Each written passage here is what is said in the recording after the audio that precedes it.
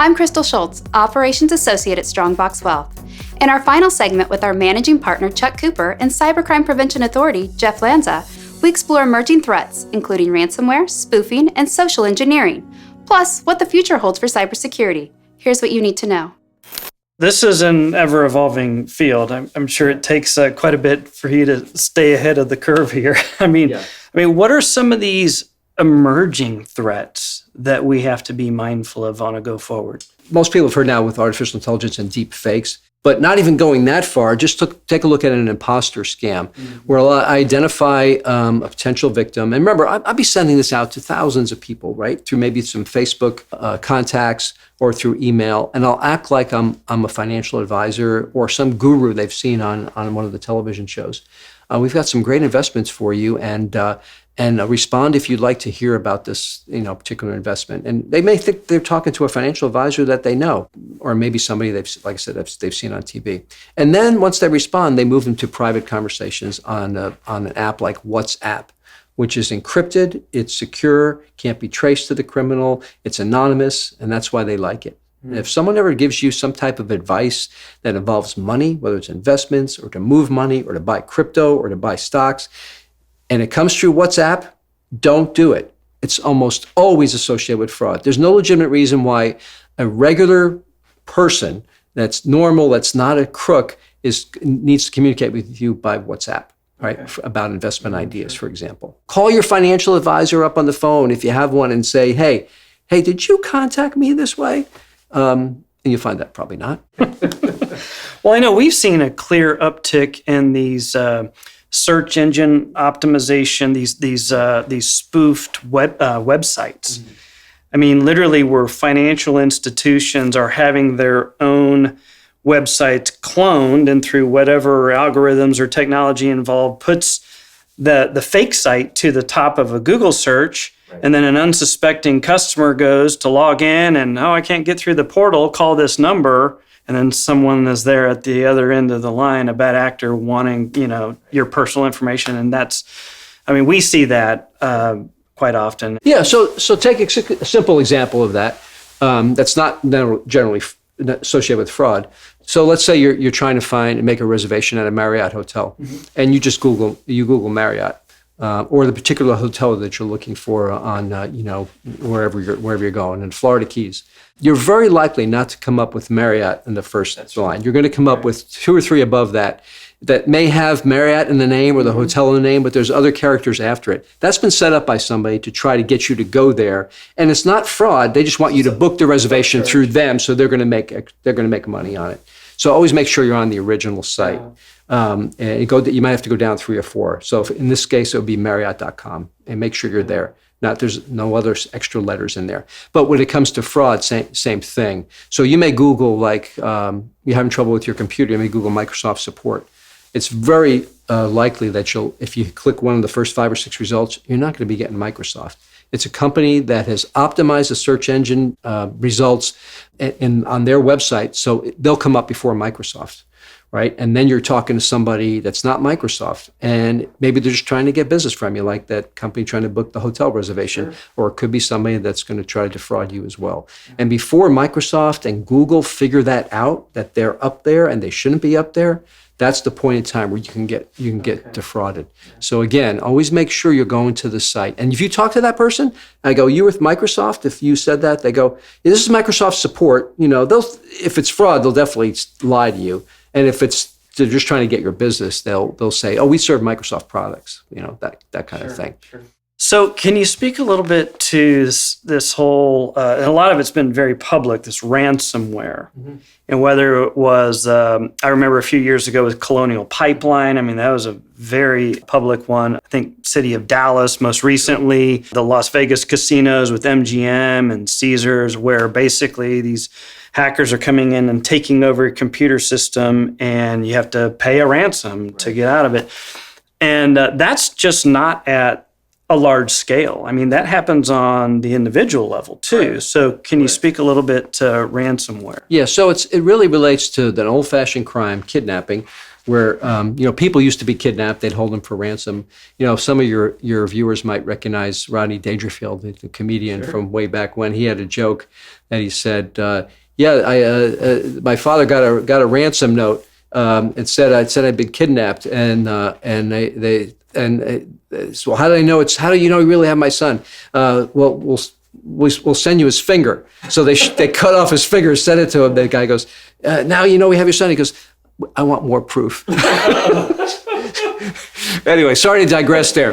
So big companies can get their computers held hostage through a particular type of malware that locks them up, and they'll have to pay a ransom to get a key to unlock them. Mm-hmm. And so that can happen at a large scale. MGM, Caesars, big United Healthcare just had one that they locked up all the hospital information. And basically, computers are all down.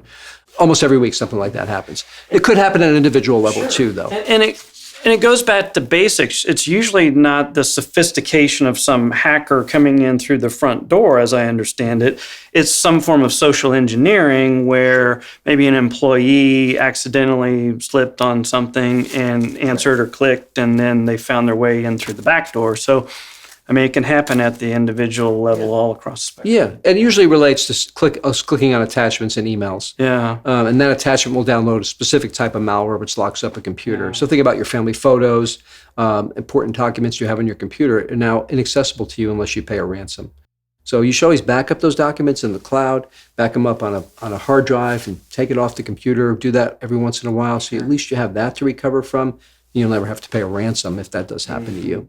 We see it in our world a lot with the inquiries on AI. It's unfolding before our eyes. It's a massive paradigm shift in our economy and technology. I presume artificial intelligence is going to play an enormous role in cybersecurity, not only to benefit us in terms of trying to preempt and protect and prevent, but it's also going to help the folks that are trying to get our PII. So can you speak to the future of AI and cybersecurity and what you think there? Yeah, so that personally identifiable information is what they're after. They go after that as if they can. They try to get our money first. They can't get our money. They'll get our information and use that to convert to money. So AI on a very elementary level. Remember, we're early in the AI world, right? In the stages of how AI is being used for all different things. We're so early in that. So early examples of how it's being used for fraud are deepfakes, imposters, making emails look more real because they copy formerly written emails of someone, and so they can craft emails that make them look like they're coming from the person, like a CEO of a company asking for a wire transfer because they've copied they've read all their past emails. It can make the verbiage sound so realistic. Pictures of people, voices of people. The deep fakes that AI creates can trick people, such as a grandparent, to sending money to someone who has their grandchild as a kidnap victim. They've been in an accident. They've been arrested. The voice is so real because they've copied it from TikTok and put it into an AI program. And the grandparent goes, that's my grandson. That's his voice. And so they send the money. I recommend code words in a family, by the way. Okay. Always have a code word. And Jimmy, is that you? Yes, it's me. It's me, Grandpa. All right, then what's the code word that we agreed upon? Hang up the phone. It's not them. That kind of thing. So those are some early examples of how AI can be used at a business level to cause people to wire transfer money or someone to send money in a gift card scam or a grandparent scam. We're in the wealth management field, of course. What role do you think the financial institutions have to the public in general, the investing public? I mean, where do you do a lot of work in the financial services space? So what are you seeing as far as the trends there? I think, well, from your end of the spectrum, as a wealth advisor, you should reminding clients, and they should be aware that you're not only there for their long-term planning and wealth, you're there to help them as a resource if something like this happens. If they get an email or a text message that sounds like it's from you and they want you to send money, they should pick up the phone and call you. Absolutely. Right? Or if they think they're being scammed in some other way, you should be a resource for that. Mm-hmm. And as people are getting victimized in all sorts of ways, maybe they don't have a family member they can call to ask about this. Maybe you could be that person to help them. So, that's an important role too.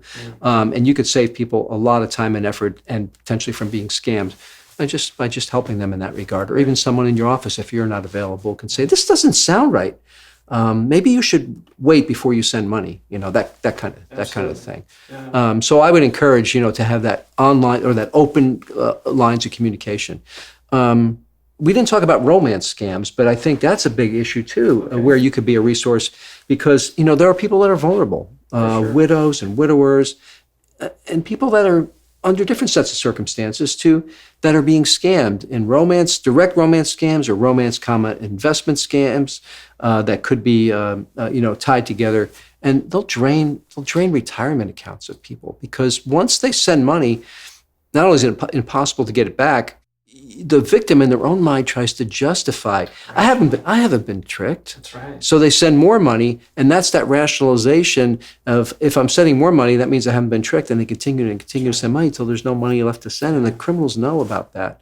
So again, that's where these relationships come in. It's so important to have those open lines of communication so you can help people, stop them, not just you, but family members as well, friends, neighbors of other people. If you know they might be vulnerable, keep an eye on them so they don't send money, because once that money's sent, it could go on until they have no money left to send, and it's almost impossible to get it back. We've witnessed attempts at that romance scam. It's very prevalent. Any final piece of advice for the listeners here? I mean, a lot of great information. This is happening at rapid fire pace, unfolding ahead of us. What other gems might you have to offer us? Just in summary, I just be careful about who you're giving information to. Anything that unsolicited, text messages, phone calls, or emails.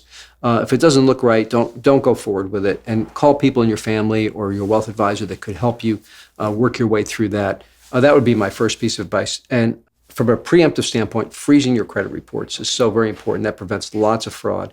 Create an online Social Security account. We haven't talked about that today. Even at any age, you can set that up, but that prevents people getting access to your Social Security account and then having your benefits sent to their bank account, which is a big mess to unwind with the Social Security Administration.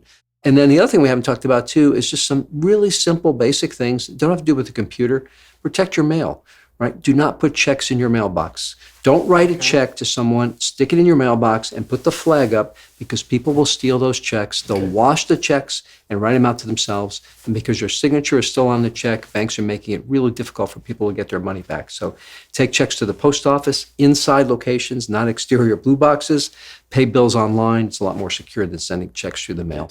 Well, I can tell you that, of all the things that you have mentioned, we have seen or been privy to an example over the last 90 days. I mean, whether it's phishing, the data breach letters, website spoofing, email spoofing, attempts at ACH fraud, attempts at wire transfer fraud, the impersonation even as someone with Microsoft. So, I mean, and even this past Saturday, my wife said, "Was this $50 charge?" And well, right.